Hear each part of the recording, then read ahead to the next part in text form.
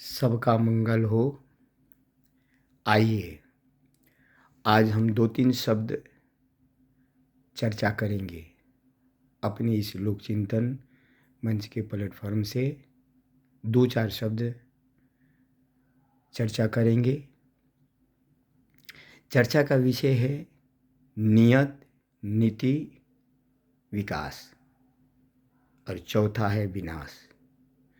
नियत, नीति,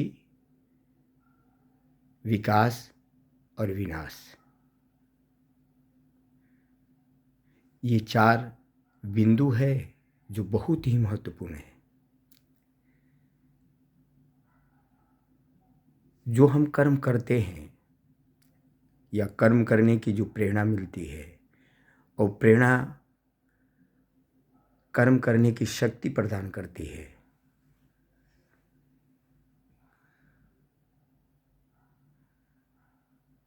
वही हमारी नीति भी निर्धारण करती है और ठीक वैसा ही हम विकास करते चले जाते हैं। अब सवाल ये उठता है कि नियत, नीति और विकास ये अविरल चलते रहे तो इस धरती के मानव कभी दुखी नहीं होंगे, कभी परेशान नहीं होंगे, ना कोई जीव जगत परेशान होगा। सभी सुखी रहेंगे अपने अपनी जगह पर। लेकिन दिक्कत कहाँ उत्पन्न होता है? दिक्कत उत्पन्न होता है नियत में। जैसे ही नियत का पतन होता है तो नीति का भी पतन हो जाता है, और जैसे ही नीति का पतन हो जाता है तो हमारी नियत के सामने ठीक विकास भी समाप्त हो जाता है और उसके जगह पर विनाश खड़ा हो जाता है। यानी हमारी नियत और ठीक हमारे सामने विनाश, विकास नहीं। यानी नियत में विकृति आई तो नियत अपने आप नष्ट हो जाता है, नीति अपने आप नष्ट हो जाती है और विकास ध्वस्त हो जाता है, और ठीक उसके सामने खड़ा हो जाता है विनाश। तो हमारी ये नियत कहाँ से उत्पन्न होती है? ये नियत उत्पन्न होती है हमारे अपने चित्त की चेतना। यानी जैसी हमारी चैतन्य शक्ति होगी, हम अपने चित्त पर जिस तरह के बीज डालेंगे और जो वृक्ष उत्पन्न होगा, जो उसका फल आएगा, वही परिणाम देता है नियत की। यानी नियत चित्त पर पड़े हुए बीज का फल है। अगर वो विकृत है, निकृष्ट है, कपटी है, छली है, धोखा है, ईर्ष्या है, द्वेष है, हिंसा है, तो ये सारी विकृति जो है ये विष है। तो अगर हमने विष का बीज डाला तो हमारी नियत का जो फल आएगा, जो वृक्ष उत्पन्न होगा, वो भी विषैला होगा। तो हमारी नीति भी गलत होगी, वो भी विषैला होगा। तो नियत भी गलत, नीति भी गलत, तो विकास अपने आप समाप्त हो जाता है और वहाँ खड़ा हो जाता है हमारा विनाश। तो आज पूरी धरती पर हम अपने अंदर जाकर के झांक करके देखें और प्रश्न करें। हर एक व्यक्ति अपनी अंदर में ही अपनी सच्चाई से प्रश्न करें कि हमारी नियत कैसी है। तो स्वयं अपने आप उस प्रश्न का उत्तर सामने प्रकट हो जाएगा कि हमारी नियत कैसी है। तो जैसी आपकी नियत होगी वैसा ही नियंता होगा, यानी आपका ईश्वर होगा, वैसा ही आपका भगवान होगा।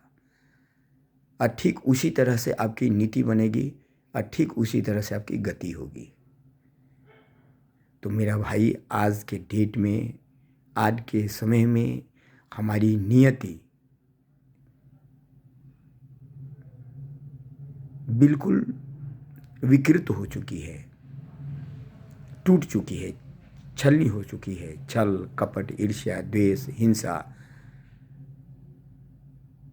से भर चुकी है, तो नीति हमारी बिल्कुल गलत हो चुकी है। तो विकास की दिशा भी गलत दिशा में जा रहा है, यानी विनाश की ओर जा रहा है। विकास खत्म, विनाश बिल्कुल हमारे सामने खड़ा है। हमें किसी भविष्यवक्ता की बात कहाँ खोजने जाए, किस जगह, किस पुस्तक में? हमारी ये 3.5 हाथ की क्या है, यही बता देगा, सच्चाई को प्रकट कर देगा। तो हम अपनी पहले नीयत को ठीक करें। और नीयत कहाँ से ठीक होगा? तो हमें अपने अंदर जा कर के अपने इस चित्त की चेतना में, जहाँ हमारी चिंतन उभरती है, जहाँ हमारा मन का चिंतन चल रहा है, वहाँ जो बीज पड़ रहा है, वो विषैला बीज पड़ रहा है, विकृत वासना का बीज, विकृत ईर्ष्या, हिंसा, क्रोध, छल, कपट, धोखा, इन सारे नकारात्मक बीज, जहरीले बीज बाहर प्रकट होते हैं। यही बाहर की दुनिया में दिखती है। वैसा ही समाज, वैसा ही परिवार, वैसा ही देश, वैसा ही राष्ट्र बनते जा रही है। तो आज हम अपनी नीयत पर प्रश्न करेंगे कि हमारी नीयत क्या कहती है, और जैसी हमारी नीयत कहेगी, ठीक वैसा ही हमारा नियंता यानी हमारा परमात्मा, हमारा भगवान होगा।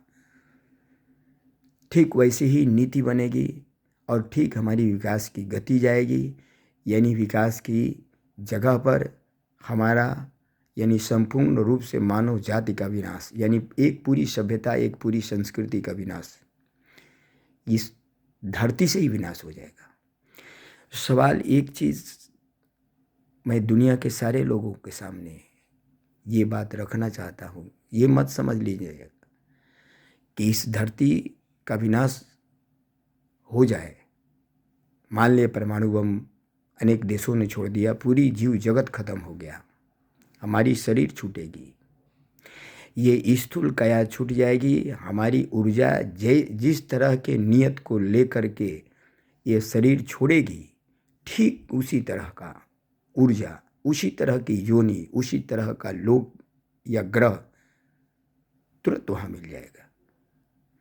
आपकी जीवन धारा रुकने वाली नहीं है।